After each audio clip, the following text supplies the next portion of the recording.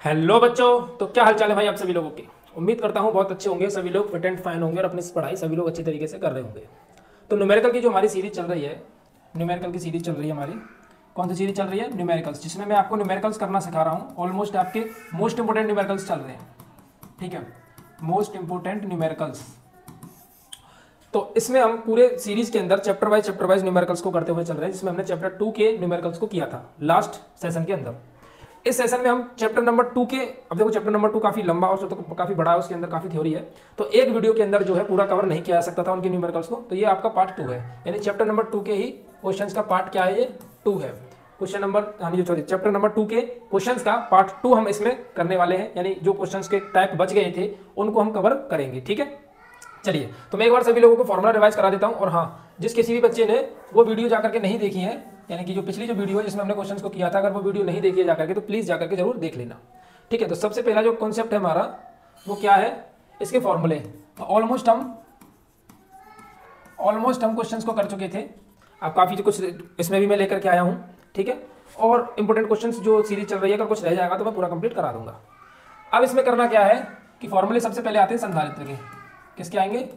संधारित्र के। संधारित्र में जैसे कि संधारित्र की धारिता क्या आएगी? संधारित्र की धारिता C बराबर Q/B, ठीक है। मात्रा क्या होता है इसका? फैराड।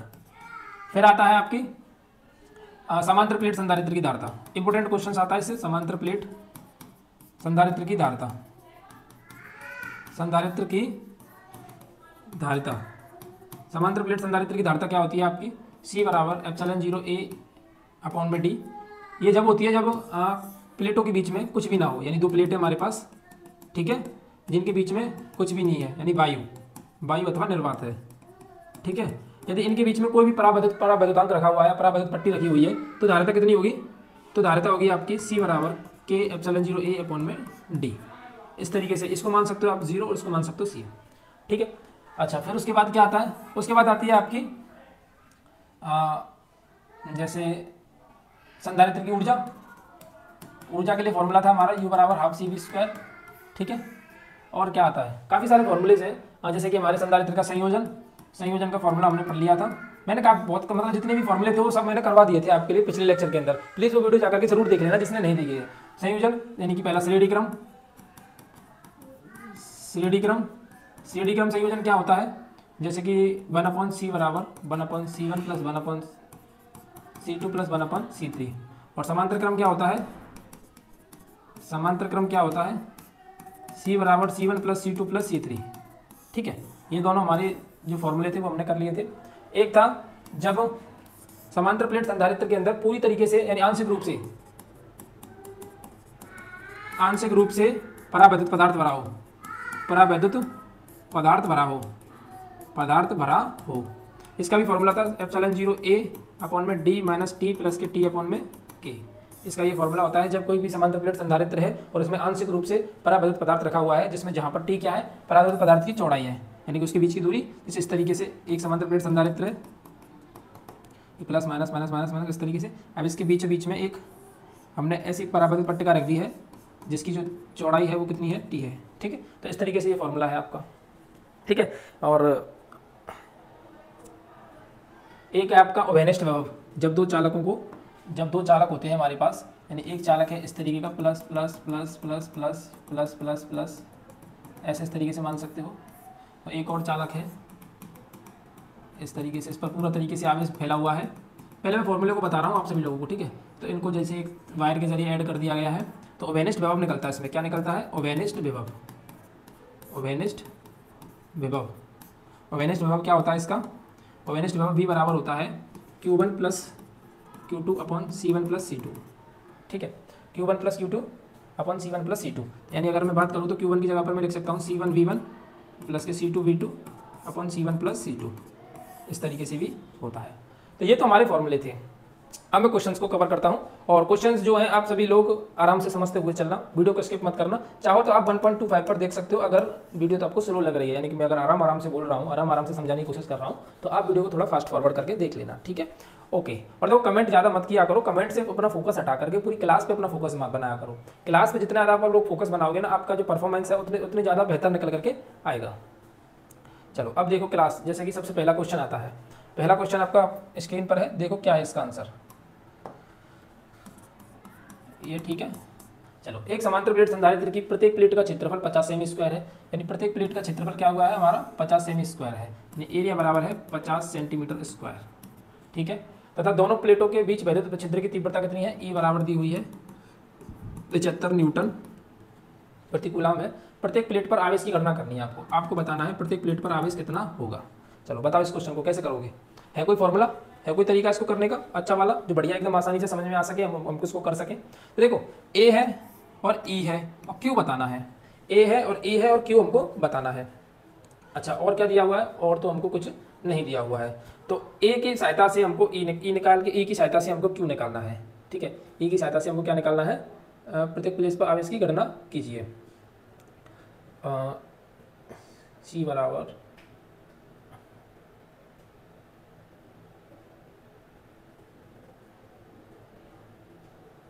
बताओ, चलो बताओ कौन सा फॉर्मूला लगेगा इसमें आपके लिए। 30 सेकंड बहुत है, चलो 1 मिनट, 1 मिनट का टाइम देता हूँ, बताओ जल्दी फटाफट कौन सा फॉर्मूला लगाओगे इसमें। देखते हैं कमेंट में किसका आंसर सबसे पहले आता है। ठीक है,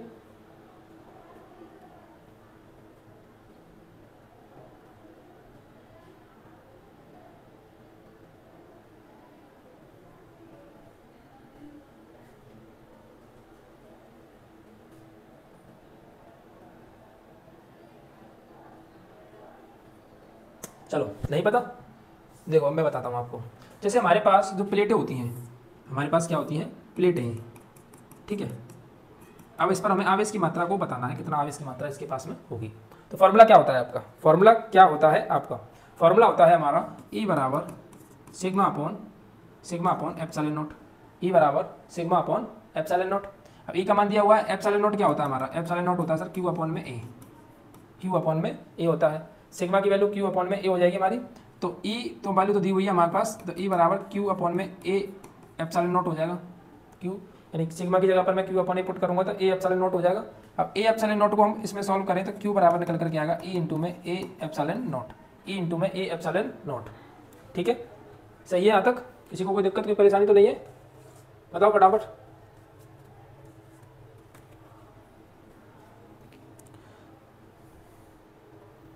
जल्दी जल्दी बताओ, फिर मैं आगे की तरफ मूव करूं। किसी को कोई दिक्कत कोई परेशानी तो नहीं है यहाँ तक।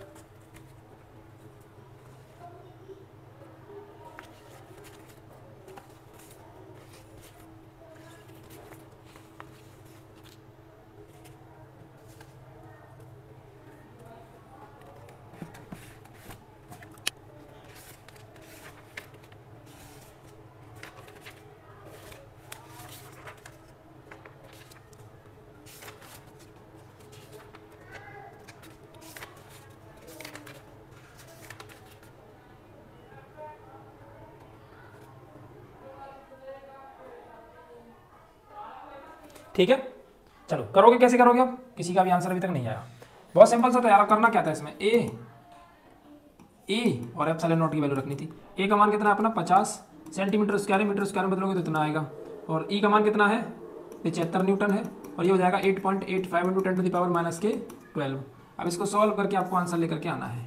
ठीक है, कमेंट बॉक्स में आंसर पुट करना है, इतना तो आप कर ही सकते हो अब, क्योंकि ये पिछला क्वेश्चन मैं करा चुका हूँ आई होप, तो इसलिए मैं इसको पूरा सॉल्व नहीं करा रहा हूँ। कितना सिंपल था यार। ठीक है, तो इस तरीके से आपको सॉल्यूशन करना है। चलो अब इसको करने से पहले देखता हूँ मैं क्या क्या है, फिर आगे की तरफ मूव करेंगे। ठीक है,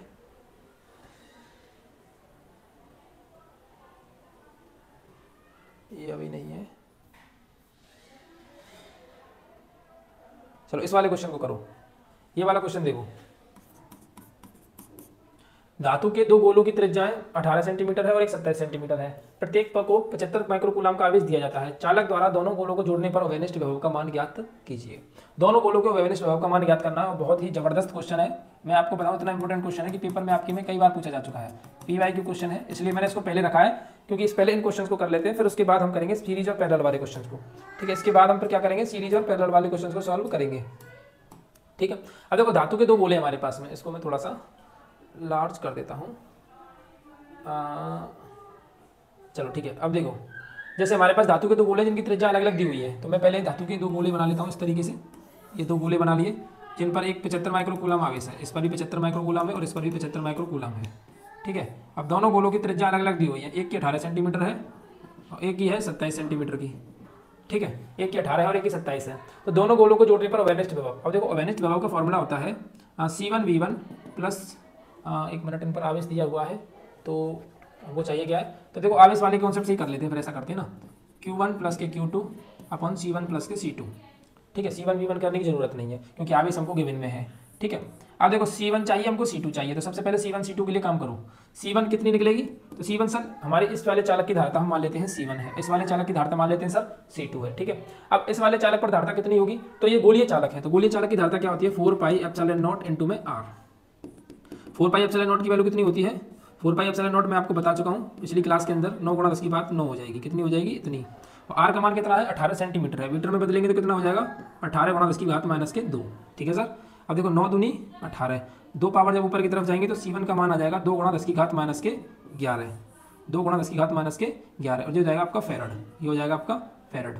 इसी प्रकार हम C2 को निकालें तो C2 कितनी निकल कर आएगी 4 पाई एप्सिलॉन नॉट इनटू में R, इसको मान लेते हैं चलो R1, इसको मान लेते हैं R2, तो 4 पाई एप्सिलॉन नॉट यानी कि आपकी कितनी हो जाएगी 1/9 into 10 to the power 9 into में R2 कितना है 27 सेंटीमीटर, तो 27 into 10 to the power minus के 2, 9 तिया 27, तो C2 का जो मान है कितना हो जाएगा, C2 का मान 3 गुणा 2, 9 ऊपर को ले जाएंगे तो 10 की पावर कितनी हो जाएंगी 10 और 11, कितना हो जाएगा ये फेरड।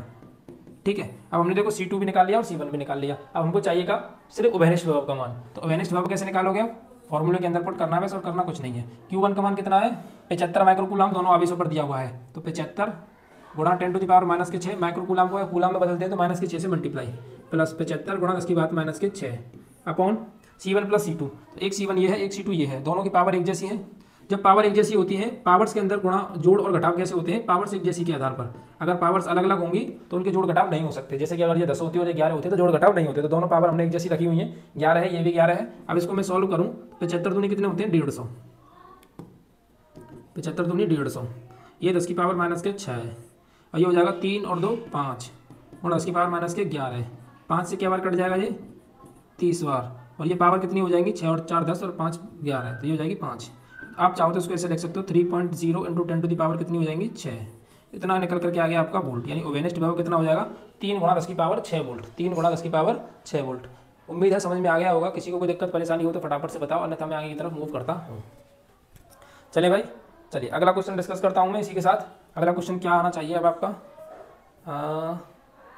चलो अब हम देखो, अब हम करते हैं इस तरीके के क्वेश्चंस को, तो इस तरीके के क्वेश्चंस को समझते हैं पहले। देखो जैसे कि पहला क्वेश्चन ये है, दूसरा क्वेश्चन ये है, तीसरा क्वेश्चन ये है। अब मैं आपको समझाऊं सबसे पहले तो कि कौन सी चीज़ श्रेणी क्रम में कब जुड़ी होती है और समांतर क्रम में कब जुड़ी होती है। ठीक है, श्रेणी क्रम में कब जुड़ी होती है, यानी कि श्रेणी क्रम में जब हम संधारित्रों को जोड़ते हैं तो क्या होता है। देखो मैं अगर तुमको लॉजिकली सीधी सी बात बताऊं कि श्रेणी क्रम में जब किसी चीज़ को जोड़ते हैं तो वो हमेशा एक वायर से जुड़े होते हैं, ओनली एक वायर से, तो एक वायर से ही हमारी तीनों चीज़ें कनेक्टेड होती हैं। समझ लो मेरी बात को, जैसे मैंने एक वायर लिया, यहाँ पर एक संधारित्र जोड़ दिया, फिर उसी वायर को यहाँ पर कनेक्ट कर दिया, उसी वायर से एक और संधारित्र, फिर एक और संधारित्र, इस तरीके से। जैसे कि एक वायर है ये, यहाँ से चलता है एक पॉइंट पे से ए से, यहाँ पर मैंने एक संधारित्र जोड़ दिया, फिर इसी वायर को आगे की तरफ बढ़ाया, एक संधारित्र और जोड़ दिया, इसी वायर को आगे की तरफ बढ़ाया, एक संधारित्र और जोड़ दिया, एक संधारित्र और जोड़ दिया और एंड कर दिया बी पर। अब ये जो एक ही वायर है, केवल ए और बी पूरा एक वायर है, इसमें हमने 4 संधारित्र जोड़े, C1 C2 C3 और C4, C1 C2 C3 और C4। तो अगर ये श्रेणी क्रम में है तो इनका कुल कैसे निकालेंगे, तो इनका जो कुल निकालने का तरीका है वो क्या है, 1/C1 1/C2 1/C3 और 1/C4। ये तो हो गया आपका श्रेणी क्रम का सिस्टम। भैया समझ में आ रही है अच्छी बात। चलो अब अगर मैं बात करूं समांतर क्रम में, तो समांतर क्रम में क्या होता है, समांतर क्रम का फंडा जिससे जस्ट उल्टा है। समांतर क्रम का मतलब है कि प्रत्येक संधारित्र के लिए जब हम संधारित्रों को समांतर क्रम में जोड़ेंगे तो प्रत्येक संधारित्र के लिए अलग से एक वायर लेंगे और अलग से वो जोड़ा जाएगा। जैसे कि देखो मैं समझाऊं, अगर मैं समांतर क्रम की बात करूं तो जैसे एक संधारित्र सर ये है, इसकी ये वायर है और इसकी ये वायर है, एक संधारित्र ये है, इसकी अलग से ये वायर हो गई, एक संधारित्र ये है, इसकी अलग से ये वायर हो गई। अब तीनों को इस तरीके से हमने जोड़ दिया, तीनों को इस तरीके से हमने जोड़ दिया। तीनों की देखो अलग अलग वायर है, इसकी ये वाली है, इसकी ये वाली है, इसकी ये वाली है, इसकी ये वाली है, इसकी ये वाली है और इसकी ये वाली है। तीनों के वायर्स कैसे हैं, अलग अलग हैं, तीनों के वायर्स कैसे हैं, अलग अलग हैं। ये C1 ये C2 ये C3 और तीनों को हमने किसी बैटरी के जरिए जोड़ दिया है, किसी बैटरी के जरिए हमने जोड़ दिया।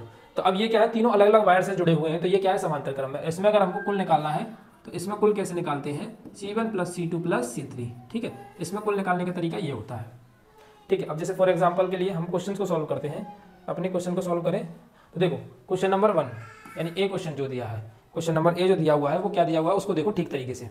अब देखो इसमें क्या है, 3 संधारित्र है, 1 2 3, और तीनों देखो अलग अलग वायर से हैं, तीनों की देखो अलग अलग वायर है, एक ये रही, एक ये रही और एक ये रही, तीनों की अलग अलग वायर है, और तीनों के अलग अलग वायरों को फिर एंड में जाके मैंने एक वायर से इस तरीके से कनेक्टेड कर दिया। तो सबसे पहले अगर कहीं भी क्वेश्चन हमको दिखता है और सबसे पहले 2 कंबाइंड क्वेश्चन आते हैं, यानी एक श्रेणी क्रम आएगा और एक समांतर क्रम आएगा। अगर श्रेणी क्रम और समांतर क्रम दोनों कंबाइंड आए सबसे पहले हम समांतर क्रम को करते हैं, यानी जो समांतर क्रम करने का जो पहले, अब मैं देखो इसके साथ किसको जोड़ना चाहूंगा, तो इसमें से इसको इसको तो जोड़ नहीं सकता, तो मैं पहले इस वाले हिस्से को सॉल्व करूंगा। सबसे पहले मैं किस वाले हिस्से को सॉल्व करूंगा, इस वाले हिस्से को। अब ये वाला हिस्सा कौन सा है, देखो मैं ए वाले क्वेश्चन को सॉल्व कर रहा हूँ, सभी लोग ठीक से देखना, ठीक है।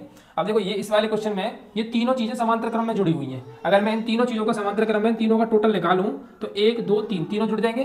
तो ये जो फिगर है यानी ए वाला जो फिगर है किस तरीके से हो जाएगा कि ये तीनों समांतर क्रम में जुड़ जाएंगे, तो 1 2 3 माइक्रोफेरड, तो ये बीच में क्या आ जाएगा आपका 3 माइक्रोफेरड, क्योंकि अब ये जुड़ने के बाद किस क्या हो गया, समांतर क्रम में जुड़ने के बाद पूरा टोटल 1 बन गया। तो 1 तो 3 तो यहाँ पहले से है ही है, 3 माइक्रोफेरड तो ये पहले से है ही है, और ये तीनों जुड़ने के बाद 1 2 3 समांतर क्रम में कैसे जुड़ते हैं, C1 + C2 + C3, तीनों कितने हो गए 3। फिर एंड में क्या है आपका, फिर एंड में एक और 3 जुड़ा हुआ है। अब ये पहले यहाँ तक एक हिस्से में पार्ट सेकंड पार्ट सॉल्व हो गया, यानी ये वाला जो हिस्सा है सॉल्व होकर के पहले ऐसे बनेगा। अब इसको सॉल्व करने के बाद में फिर फाइनली क्या बन जाएगा हमारा इस तरीके से। अब ये क्या है, अब ये किसमें है, सीरीज में, ये क्या है सीरीज यानी कि श्रेणी क्रम में है। अब इनको श्रेणी क्रम में कैसे जोड़ेंगे, तो श्रेणी क्रम में कुल निकालेंगे तो क्या होगा 1/3 + 1/3 + 1/3, तो ये क्या हो जाएगा सी, मैं नेट लिख लेता हूँ n, तो ये इसका एलसीएम कितना आ जाएगा 3/3, 3 से 3 कट के को टोटली कितना बचेगा 1 माइक्रोफेरड। यानी इस पूरे क्वेश्चन की कुल धारता का अगर मैं बात करूँ तो कुल धारता कितनी होगी 1 माइक्रोफेरड होगी। बात समझ में आई कि नहीं आई, ये बताओ सभी लोग, पहले बात समझ में आई कि नहीं आई, क्लियर है, यहाँ तक कोई दिक्कत कोई परेशानी किसी को तो नहीं है ना, ठीक है। क्योंकि इसी तरीके से हम क्वेश्चन को सॉल्व करते हैं। उम्मीद करता हूँ ये क्वेश्चन समझ में आ गया होगा, जल्दी से फटाफट स्क्रीनशॉट लो क्योंकि मैं इसको मिटा के फिर दूसरा वाला क्वेश्चन कराऊंगा, ठीक है। चलिए अब मैं देखो दूसरा वाला क्वेश्चन कराऊं, इसको मिटा देता हूं। अब क्वेश्चन नंबर 2 यानी बी वाले क्वेश्चन को सॉल्व करते हैं। तो देखो बी वाले क्वेश्चन में देखो ये वाला पूरा सिस्टम दिया हुआ है। अब इस वाले अब देखो मैंने कहा था कि तेरे पहले क्वेश्चन जब श्रेणी और समांतर क्रम दिए सबसे पहले हम समांतर क्रम करते हैं, क्योंकि इस वाले क्वेश्चन में सबसे पहले रिकमेंडेड किसकी थी कि पहले मैं इस वाले हिस्से को सॉल्व करूं उसके बाद फिर मैं इसको करूं। अब ये वाला क्वेश्चन देखो, तो इस वाले क्वेश्चन में क्या होगा, सबसे पहले देखो ये वाला हिस्सा आ रहा है, ये 2 लगे हुए हैं, किसमें है सीरीज में, किसमें है सीरीज में है। तो मैं पहले इन दोनों को सॉल्व करूं और इन दोनों का क्या बन जाएगा फाइनली 1 बन जाएगा। जब सॉल्व करने के बाद तो क्या बनेगा इसको देखते हैं। ये 2 माइक्रोफेरड है, ये भी 2 माइक्रोफेरड है, तो 1/c बराबर 1/2 + 1/2, 1/c बराबर ये हो जाएगा 2/2 और सॉल्व होने के बाद आ जाएगा 1। यानी इन दोनों का जब मैंने कुल निकाला, इन दोनों का जब मैंने क्या निकाला कुल निकाला, ये 2 माइक्रोफेरड है, ये 2 माइक्रोफेरड है, ठीक है, देख तो रहा होगा आपको, ठीक है। और मैं जूम कर दूंगा, ये 2 माइक्रोफेरड है, ये 2 माइक्रोफेरड है। इन दोनों का जब मैंने सीरीज क्रम में कुल निकाला तो ये निकल करके आएगा कुल कितना निकल करके आ गया 1 माइक्रोफेरड। अब इस 1 माइक्रोफेरड को मैं लिख दूंगा यहाँ पर, ठीक है सर। अब नीचे क्या लगा हुआ है, इसके नीचे एक और लगा हुआ है, इस तरीके से मैं लगा देता हूँ इसको, ये बी हो गया, ये हो गया। अब ये क्या है आपका 2 माइक्रोफेरड, ये क्या है आपका 2 माइक्रोफेरड। अब 1 माइक्रोफेरड ऊपर 2 माइक्रोफेरड नीचे, 1 माइक्रोफेरड ऊपर 2 माइक्रोफेरड नीचे। दोनों कैसे हैं समांतर क्रम में जुड़े हुए हैं क्योंकि दोनों के अलग अलग वायर हैं, एक वायर ये रहा और एक वायर ये रहा, दोनों के अलग अलग वायर हैं, दोनों अलग अलग तारों से जुड़े हुए हैं। क्लियरली देखा करो, दोनों अलग अलग तारों से जुड़े हुए हैं मतलब समांतर क्रम, और एक ही तार से जुड़े हुए हैं तो केवल और केवल श्रेणी क्रम। तो दोनों समांतर क्रम में जुड़े हुए हैं तो कुल कितनी निकल कर आएगी, तो सी नेट निकल करके आएगा आपका। समांतर क्रम में ऐसे जोड़ते हैं टोटल, तो 1 + 2 तो टोटल कितना आ गया 3 माइक्रोफेरड। तो इस वाले संधारित्र की कुल धारता कितनी होगी 3 माइक्रोफेरड होगी। आई बात समझ में नहीं आई कि नहीं आई समझ में। देखो सेम इसी के जैसा क्वेश्चन है, सेम टू सेम क्वेश्चन है। मैं इस वाले क्वेश्चन को कराऊंगा, ये वाला क्वेश्चन आप खुद करके बताओगे। ये वाला क्वेश्चन मुझे कमेंट बॉक्स में इसका आंसर चाहिए, सभी लोग मुझे कमेंट बॉक्स में इसका आंसर बताओगे, ठीक है। कमेंट बॉक्स में इसका मुझे आंसर बताओगे सभी लोग। यहाँ तक की बातें अगर क्लियर हो तो मैं आगे की तरफ बढ़ूँ, जल्दी जल्दी मुझे कमेंट करके बताओ, जल्दी जल्दी मुझे कमेंट करके बताओ यहाँ तक की बातें सभी क्लियर हैं, ठीक है सर। चलो स्क्रीनशॉट ले लिया होगा। अब मैं इस क्वेश्चन को करता हूँ डी वाले को। अब मैं डी वाले क्वेश्चन को करूँ, चलो डी वाले क्वेश्चन को करते हैं। देखो डी वाले क्वेश्चन में क्या है कि एक जो वायर ए और बी है इसी को किस तरीके से, देखो मैं पहले इस चित्र को बहुत अच्छी तरीके से यहाँ पर डिजाइन बना देता हूँ इसकी, जिससे आप लोग क्लियरली इसको समझ पाओ।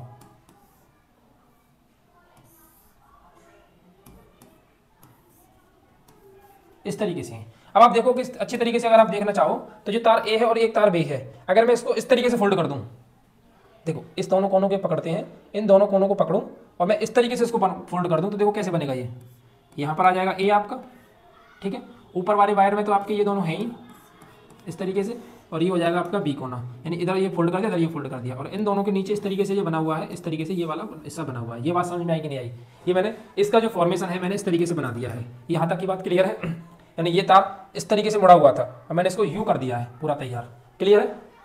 ठीक है। अब ये वाला हिस्सा ऊपर वाला कितना दिया हुआ है? 2 माइक्रोफेरेड, और ये भी कितना दिया हुआ है? 2 माइक्रोफेरेड। अच्छा, इसके साइड में भी कुछ है, इसके साइड में भी कुछ है। कौन से वाले वायर पर? इस वाले पर, यहाँ पर भी, सॉरी इसके अंदर यहाँ पर भी कुछ है। 6 माइक्रोफेरेड है इस जगह पर, ये 6 माइक्रोफेरेड भी हम यहाँ पर लिख लेते हैं। वो वी वाले हिस्से पर है, तो यूँ करूँगा तो वी वाले हिस्से पर यहाँ पर आ जाएगा। ये मैंने इसको इस तरीके से मोड़ दिया तो वी वाले हिस्से पर यहाँ आ गया जी, और ये 5 माइक्रोफेरेड। अब मैंने सर ऐसा क्यों किया? मैं डायरेक्ट इसको भी तो कर सकता था, लेकिन मैंने आपको इसको समझाने के लिए कि आप बहुत अच्छे तरीके से क्लियर हो जाओ। जब धीरे धीरे आप सीख जाओगे ना तो इसी में पता चल जाया करेगा आपको कि कौन सी सीढ़ी क्रम है, कौन सा समांतर क्रम है। अब देखो इसमें मैंने देखा तो सबसे पहले देखो ये दोनों हिस्से आ रहे हैं, पहले ये दोनों हिस्से आ रहे हैं, क्योंकि मैं इसको इसके साथ नहीं जोड़ सकता, इसको इसके साथ डायरेक्ट नहीं जोड़ सकता। ये दोनों हिस्से किस में आ रहे हैं? सीढ़ी क्रम में। तो इन दोनों हिस्सों का अगर मैं सीढ़ी क्रम का कुल निकालना चाहूँ, इन दोनों हिस्सों का अगर मैं सीढ़ी क्रम का कुल निकालना चाहूँ तो क्या निकलेगा? 1/2 + 1/2, यानी टोटली कितना निकल कर आ जाएगा? 1 माइक्रोफेरेड। यानी इन दोनों का काट पीट के कितना बन गया? 1 माइक्रोफेरेड बन गया। इन दोनों का काट पीट के कितना बन गया? 1 माइक्रोफेरेड बन गया। इन दोनों का पूरा कुल निकल कर के आया 1 माइक्रोफेरेड। तो अब मैं इसको हटाकर केवल इसकी जगह पर क्या लिख सकता हूं? 1 माइक्रोफेरेड, क्योंकि ये दोनों का मिलकर के कितना बना था? 1 माइक्रोफेरेड। अब क्या मैं इस वाले को इसके साथ जोड़ सकता हूं? नहीं, क्योंकि यहाँ पर एक वायर पहले से ही लगा हुआ है, एक तार यहाँ पर पहले से ही एक जंक्शन बना हुआ है, एक तार इस तरीके से लगा हुआ है, तो मैं इसको इसके साथ नहीं जोड़ सकता। पहले मुझे ये करना पड़ेगा, तब जाके ये वाला बनेगा। क्लियर है? तो मैं डायरेक्ट ऐसे नहीं कर सकता कि इसको इसके साथ ऐड कर दूं, फिर ये वाला तार क्रॉस हो जाएगा। ठीक है, तो इसको पहले ये वाला और ये वाला सॉल्व करेंगे, उसके बाद मैं इस वाले पर पहुंचूंगा। यहाँ तक की बात क्लियर है? यहाँ तक की बात क्लियर है? मैंने ये वाला और ये वाला मैं डायरेक्ट नहीं कर सकता, पहले मुझे ये वाला ऐसा करना होगा, उसके बाद मैं यहाँ पहुंचूंगा। तो सर अगर मैं 1 माइक्रोफेरेड ये बन गया, अब ये वाला हिस्सा किसमें है? ये और ये दोनों समांतर क्रम में है, तो दोनों समांतर क्रम में है तो 5 और ये कितना हो जाएगा? 6। तो टोटल मिलकर के कितना आ जाएगा? 6। टोटल मिलकर के कितना आ जाएगा आपका? 6। तो इसको मैं मिटा करके पूरा ओवरऑल हमारा जो सामने वाला हिस्सा है वो क्या बन चुका है? ये वाला जो हिस्सा बन चुका है 6 माइक्रोफेरेड। अब ये 6 माइक्रोफेरेड और ये भी 6 माइक्रोफेरेड, दोनों किसमें है? ये देखना जरा, एक पैरेलल फॉर्मेशन में, यानी सॉरी सीरीज में है। तो ये दोनों सीरीज में है, तो 1/c बराबर 1/6 + 1/6। तो 1/c बराबर ये हो जाएगा 2/6, 2 से कट जाएगी 3 बार, यानी c बराबर कितना आ जाएगा? 3 माइक्रोफेरेड। इसकी टोटल धारिता कितनी आ जाएगी? 3 माइक्रोफेरेड। उम्मीद करूंगा समझ में आ गया होगा, क्योंकि बहुत विस्तार से क्लियर करके लिया है, टाइम लिया है मैंने, तो अच्छी तरीके से समझाने की कोशिश की है। स्क्रीनशॉट ले लो एक बार, वीडियो को रिवाइंड करके देख लेना और अच्छी तरीके से क्लियर हो जाएगा। यहाँ तक की बातों में अगर कोई दिक्कत, कोई परेशानी है तो प्लीज़ कमेंट करके बताओ मुझे। यहाँ तक की बातों में हाँ सर कि मुझे यहाँ दिक्कत आ रही है, तो उस दिक्कत का स्पेशली रूप से समाधान किया जाए। चलें भाई आगे की तरफ, चलो। तो अब ये तो क्वेश्चन हुए कंप्लीट, यानी ये इस तरीके के क्वेश्चन। अब इस तरीके के क्वेश्चन को मैं लेकर के तुम्हारे सामने आता हूँ, तो मैं तुम लोग इसको करके बताना, ठीक है? 1 मिनट, 1 मिनट।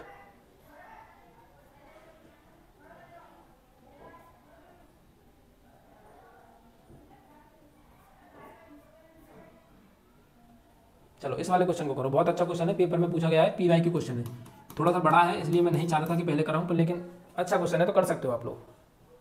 मैं पहले समझा दूं क्वेश्चन की लैंग्वेज क्या है। देखो मैं आराम से इस वजह से करा रहा हूं क्योंकि क्वेश्चन को आप पकड़ लो, क्वेश्चन की जो थीम है उसको पकड़ लो कि क्वेश्चन करना कैसे है। अगर आप वो समझने में सक्षम हो जाते हो ना, तो लैंग्वेज को क्वेश्चन की समझने में सक्षम हो जाते हो, तो आराम से किसी भी न्यूमेरिकल को आसानी से बना सकते हो। क्योंकि पूरे यूट्यूब की बात करूँ मैं, या पूरे टीचर्स की बात करूँ, कि कोई भी ये नहीं बता सकता है कि बोर्ड में ये वाला क्वेश्चन आ जाएगा, ऐसी को रट जा, ऐसा कोई बंदा नहीं है। ठीक है, सब अपने अपने प्रैक्टिस के, अपने अपने एक्सपीरियंस के आधार पर अपने अपने क्वेश्चंस को सब लोग कराते हैं। वो सब क्या कराते हैं? आपको क्वेश्चंस कराने का तात्पर्य यही होता है कि आप लोग पैटर्न समझ जाओ कि क्वेश्चन ऐसा आएगा तो आप ऐसे करोगे, इस तरीके के क्वेश्चन को आप ऐसे करोगे। ये नहीं है कि इसी में से फंसेगा। अगर कोई ऐसा कह रहा है कि इसी में से फंसेगा तो मतलब वो आपको बेवकूफ़ बना रहा है, आपका अच्छी तरीके से काट रहा है। तो आप इस तरीके के फंडामेंटल में मत जाना। आप लोगों को ध्यान देना है प्रैक्टिस और सीखने पर, कि आपको जो सीखा है उसकी अच्छे से प्रैक्टिस हो जाए, जिससे कि आपका क्वेश्चन इसमें से आएगा तो आप लोग आराम से करोगे। तो वही सब चीजें मैं आपको सिखाने की कोशिश कर रहा हूँ। मैं ये नहीं कह रहा कि इसी में से क्वेश्चन आएगा। अगर आपका लक बहुत ज्यादा अच्छा है तो हो सकता है कि किस्मत बहुत अच्छी हो तो इन्हीं में से फंस जाएगा, क्योंकि ये सब PY के क्वेश्चन हैं। चलो भाई, 9 पिकोफैराड धारिता वाले 3 संधारित्र को श्रेणी क्रम में जोड़ा गया है, तो संयोजन की कुल धारिता कितनी होगी? यानी हमारे पास जो है 9 माइक्रोफैराड के 3 संधारित्र जिनको श्रेणी क्रम में जोड़ा गया है। 9 माइक्रोफैराड के 3 संधारित्रों को श्रेणी क्रम में जोड़ा गया है, यानी ये A है और ये B है। ठीक है, ये 9 माइक्रोफैराड है, ये भी 9 माइक्रोफैराड है और ये भी आपका 9 माइक्रोफैराड है। ठीक है, संयोजन की कुल धारिता क्या होगी? अब इसकी कुल धारिता बतानी है आपको, तो सिंपल, बहुत आसान है। 1/c 1/9 प्लस 1/9 प्लस 1/9 1/c बराबर 3/9। 3 से 3 बार कैंसिल, तो c बराबर 3 माइक्रोफेराड, यानी इसकी कुल जो धारिता निकल करके आएगी वो कितनी होगी, 3 माइक्रोफेराड होगी। ठीक है, यदि संयोजन को 120 वोल्ट के सप्लाई से जोड़ दिया जाए, ये क्लियर हो गया यहाँ तक, इसको मैं हटा दूँ क्योंकि ये पूरा सिस्टम मुझे इसका क्या करना है। जैसे मैं इस वाले हिस्से को, एक मिनट, अरे यार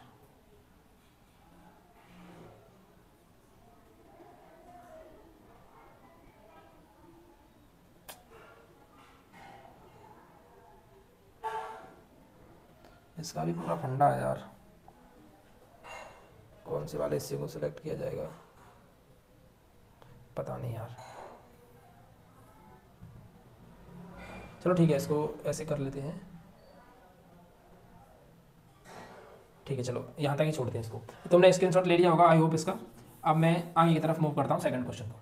यदि संयोजन को 120 वोल्ट के सप्लाई से जोड़ दिया जाए, अब इस वाले जो पूरा संयोजन है जो हमारे पास में, यानी जो पूरा जो सिस्टम है, इसको मुझे जोड़ना क्या है, 120 वोल्ट की सप्लाई से जोड़ देना है। यानी यहाँ से जो है इसके वोल्टेज जो मिल रहे हैं इसको प्लस और माइनस 120 वोल्टेज की सप्लाई से जोड़ दिया है हमने।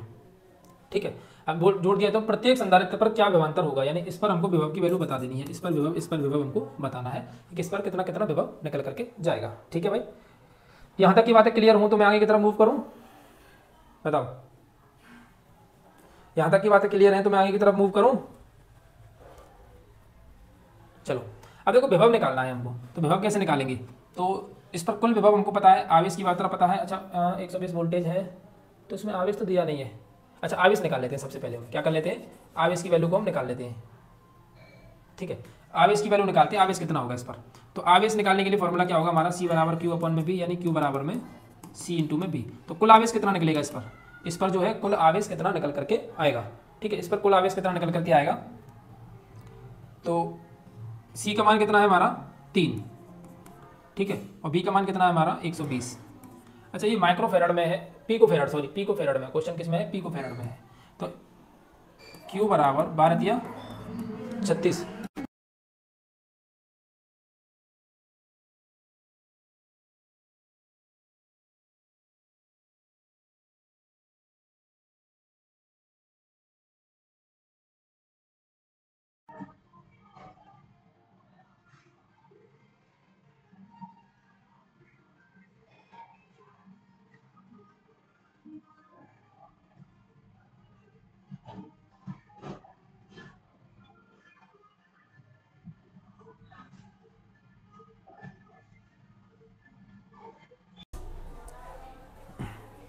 देखो अब जैसे श्रेणी क्रम में जब किसी संधारित्र को जोड़ते हैं, जैसे एक से ज़्यादा संधारित्र जुड़े हुए हैं, तो इन पर आवेश की मात्रा सभी पर समान रहती है, क्यू क्यू क्यू। तो यानी कुल आवेश इतना निकाल लिया हमने।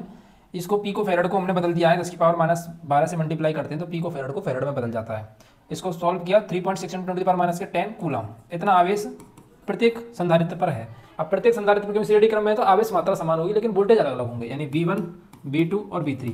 अब B की वैल्यू को निकाल दो, तो V1 जैसे कि मैं निकालूँ, V1 निकालूँ, V1 बराबर Q अपन में C1, तो Q कितना है 3.6 × 10⁻10 और C1 यानी कि 9 माइक्रोफेराड है, तो 9 पिकोफेराड, सॉरी 10⁻12 9 × 36 0.4 और इसको डिवाइड करेंगे 10 की पावर कितनी हो जाएगी 2, तो यह जाएगा अपना V1। इतने वोल्टेज आपके निकल करके आएंगे। अगर इसको मैं सेपरेटली करूँ यानी पॉइंट को हटाऊंगा 10 करूँगा तो 10 से 1 कैंसिल हो जाएगी, तो V1 बराबर आ जाएगा 40 वोल्ट। ठीक है, तो ये 40 40 40 40 और 4 दिए 12 120 वोल्ट टोटली निकल करके आ जाएंगे, क्योंकि सब पे वैल्यूज बराबर है तो 40 40 40 वोल्ट निकल करके आएगा। ठीक है, यहाँ तक क्लियर है, कोई दिक्कत कोई परेशानी तो नहीं है ना किसी को, हो तो मुझे बताते हुए चलना। अब देखो कौन से क्वेश्चन को करोगे, क्वेश्चंस बहुत है मेरे पास, आपके सभी कॉन्सेप्ट्स को क्लियर करने के लिए आज मैं क्वेश्चंस काफ़ी सारे लेकर के आया हूँ आपको। चलो ये बहुत ज़बरदस्त क्वेश्चन है, आपके पेपर में कई बार पूछा जा चुका है, PY क्वेश्चन है, इसको करके बताओ, देखते हैं कौन बताता है, देखते हैं कौन बताता है इस क्वेश्चन को करके। देखो मैं बताऊं पहले, आपकी जो है 0.30 माइक्रोफेराड, 0.50 माइक्रोफेराड और 0.20 माइक्रोफेराड वाले संधारित्र को किस प्रकार जोड़े कि न्यूनतम अथवा अधिकतम धारिता प्राप्त हो, न्यूनतम भी प्राप्त हो और अधिकतम भी प्राप्त हो। तो मैं आपको बताऊं कि देखो 1/C बराबर 1/C1 plus 1/C2 plus 1/C3, ये किसका कॉन्सेप्ट है, सीरीज का, ये किसका कॉन्सेप्ट है, सीरीज का। C बराबर C1 plus C2 plus C3, ये किसका कॉन्सेप्ट है, समांतर का। अब ये बताओ आप लोग कि किसमें सबसे ज़्यादा वैल्यू निकल करके आएगी, तो जो सब डायरेक्ट जुड़ रहे हैं उसमें ज़्यादा वैल्यू आएगी और जो 1/n में जुड़ रहे हैं उसमें कम वैल्यू आएगी। यानी ये होता है आपका कम वाला और ये होता है आपका ज़्यादा वाला, ये होता है आपका ज़्यादा। यानी इसमें आपकी न्यूनतम निकल, कोई भी चीज़ अगर आएगी तो न्यूनतम आएगी और इसमें आएगी अधिकतम। इसमें क्या आएगी आपकी अधिकतम। तो हमको न्यूनतम चाहिए तो तीनों संधारित्रों की धारिताओं को किसमें जोड़ देना है, आपको जोड़ देना है न्यूनतम के लिए श्रेणी क्रम में और अधिकतम के लिए समांतर क्रम में। जैसे कि अब मैं निकालूं श्रेणी क्रम में जोड़ूंगा तो मैं लिखूंगा 0.30 प्लस के 0.50 प्लस के 1/0.20। अब इसको सॉल्व करो तो देखो ये आ जाएगा 100 ऊपर 100 ऊपर 100 ऊपर, 1 0 1 0 1 0 कैंसल, 1/3 10/3 10/5 10/2। अब देखो 2 से कैंसिल करोगे 5 बार तो 5 से कैंसिल करोगे 2 बार, तो 5 और 2 कितने हो जाएंगे 7, 5 अरे यार 5 और 2 कितने हो जाएंगे आपके 7 और प्लस में जाएगा 10/3। ठीक है, हो जाएगी 7 21, 21 और 10 कितने हो जाएंगे 7 21, 21 और 10 कितने हो जाएंगे 31/3। तो आपको इसको सॉल्व करना चाहोगे तो कितना लिखोगे इसको 3/31 माइक्रोफेराड। ये तो आ गई आपकी न्यूनतम। अधिकतम के लिए क्या करोगे, इसको समांतर क्रम में जोड़ोगे और इसका आंसर मुझे कमेंट बॉक्स में बताओगे कितना आंसर आया। देखते हैं किसका सबसे पहले कमेंट आता है। ठीक है भाई, यहाँ तक की बातें क्लियर है, किसी को कोई दिक्कत कोई परेशानी तो नहीं है ना। चलो, कोई भी दिक्कत कोई भी परेशानी होती चले तो मुझे कमेंट करते हुए सभी लोग चलना। ये वाला क्वेश्चन करो आप, ये वाला बहुत अच्छा क्वेश्चन है, जबरदस्त क्वेश्चन है। निम्न परपथ में लगे 4 माइक्रोफेरेड की संधारित्र पर आवेश बताना है। अब देखो 4 माइक्रोफेरेड कहाँ पर है, ये रहा। इस पर मुझे क्या बताना है, आवेश बताना है। इस पर मुझे क्या बताना है, आवेश की मात्रा बतानी है कि इस पर आवेश कितना जा रहा है। ठीक है, कैसे करोगे, लगाओ दिमाग। चलो, आपके लिए दिमाग लगाने के लिए 1 मिनट काफी है। चलो लगाओ तुम, मैं यहीं पर खड़ा हुआ देखता हूं किसका कमेंट आता है।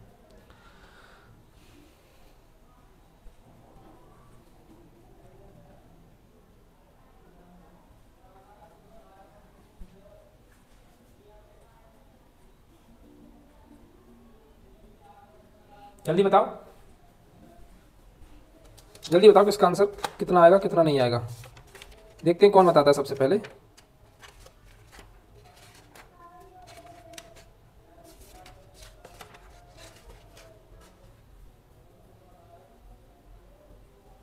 अब देखो एक चीज समझा करो कि अगर श्रेणी क्रम में जुड़े हैं तो वोल्टेज अलग अलग होते हैं, यानी डिफरेंट वोल्टेज सभी पर अलग अलग होते हैं और आवेश क्या होता है, इक्वल होता है अगर श्रेणी क्रम में है। अगर समांतर क्रम में है तो वोल्टेज सेम होंगे और आवेश जो है डिफरेंट होगा, आवेश जो है डिफरेंट होगा। अब मैं बात करूं, देखो इस जगह पर ये किस में है, समांतर क्रम में, किस में है, समांतर क्रम में, तो इनके वोल्टेज इक्वल होंगे लेकिन आवेश की मात्रा अलग अलग होगी। ठीक है, अच्छा ये वाला हिस्सा और ये वाला हिस्सा, यानी पूरा ऊपर वाले की अगर मैं बात करूं, ये और ये वाला हिस्सा दोनों कैसे हैं, समांतर क्रम में। तो यानी इस जगह पर जो वोल्टेज होंगे, इस जगह पर जो वोल्टेज होंगे, दोनों कैसे होंगे, सेम होंगे। यानी यहाँ से जो वोल्टेज इसको मिल रहे हैं वो सेम है, यानी 10 वोल्टेज यहाँ पर है तो 10 ही वोल्टेज आपको यहाँ पर है, दोनों के सेम वोल्टेज आ रहे हैं क्योंकि ये कैसे है, समांतर क्रम में जुड़े हुए हैं। ठीक है, अब इन पर जो है आवेश की मात्रा होगी, वो आवेश की मात्रा कैसी होगी, दोनों पर अलग अलग होगी। यानी यहाँ पर की वोल्टेज जो आवेश की मात्रा है वो अलग होगी, यहाँ पर जो आवेश की मात्रा है वो अलग जा रही होगी। अब हमको यहाँ पर आवेश की मात्रा की गणना करनी है कि 4 माइक्रोफेरेड के संधारित्र पर आवेश की मात्रा ज्ञात कीजिए। अब 4 माइक्रोफेरेड पर आवेश की संधारित्र की धारिता सॉरी आवेश की मात्रा कैसे निकालोगे, तो Q बराबर में क्या होता है, Q बराबर में C/2 में भी C यानी कि हमारा 4 माइक्रोफेरेड है 10⁻⁻6। वोल्टेज यहाँ से जितने 10 यहाँ से जाएंगे ये यहाँ पर भी और यहाँ पर भी सेम होंगे, यहाँ तक वोल्टेज सेम है, यहाँ के बाद फिर ये वोल्टेज 3 हिस्सों पर इस तरीके से सेम हो जाएंगे। ठीक है, तो ये क्या हो जाएगा आपका 10 10 चौके 40 गुणा 10⁻⁻6 40 गुणा 10⁻⁻6 40 गुणा 10⁻⁻6 ये होगा आपका आवेश। यानी इसको मैं बोल सकता हूँ 40 माइक्रोकूलम, 40 माइक्रोकूलम कितना होगा सर, 40 माइक्रोकूलम। ठीक है, कोई दिक्कत कोई परेशानी किसी को तो नहीं है ना, बताते चलना। अच्छा, अब इस क्वेश्चन में आपको क्या करना है, आपके लिए होमवर्क देखो क्या दे रहा हूँ मैं, आपके लिए होमवर्क है कि इसकी नेट सी कितनी होगी, यानी कुल सी कितनी निकल करके इस क्वेश्चन के अंदर आएगी, ये आपको हमको बतानी है। ठीक है भाई, ये आपको हमको बतानी है।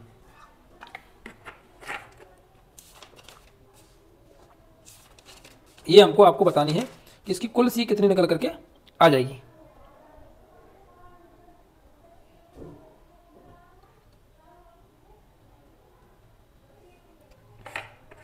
ठीक है,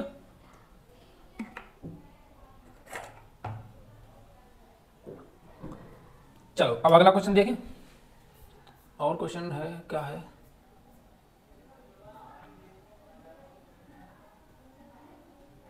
एक ये क्वेश्चन है, संलग्न चित्र में परपथ में संलग्न चित्र की सहायता से ज्ञात कीजिए संयोजन की कुल धारिता। इस वाले पूरे सिस्टम में हमको कुल धारिता बतानी है कितनी होगी। अब देखो कैसे करोगे इसको, तो वही मैंने आपको बताया था। मान लो ये पॉइंट आपका ए है और ये पॉइंट आपका बी है, एक पॉइंट ए है और एक पॉइंट बी है, इसको इस तरीके से यूँ तोड़ दो। इस तरीके से तोड़ेंगे तो ये वाला हिस्सा खिंच करके कहाँ जाएगा, यहाँ पर आ जाएगा, यानी ए आ गया, यहाँ पर आ गया, जो कि 200 वोल्टेज है इस जगह पर, ठीक है, अलग अलग सेपरेटली इस जगह पर है, ठीक है। अब ये वाला जो हिस्सा है, ये वाला जो हिस्सा इस तरीके से चलेगा तो ये यहाँ पर ऐसे आ जाएगा और ये ऐसे आ जाएगा और ये यहाँ पर हो गया बी। अब इसके अलावा ये जो सी है इस पर ये दोनों नीचे की तरफ लगे हुए हैं, यानी यहाँ से इस तरीके से एक ये लगा हुआ है और एक ये लगा हुआ है ऐसे। यहाँ पर ये हो गया आपका 200 माइक्रोफेरड, 0 पिकोफेरड, ठीक है।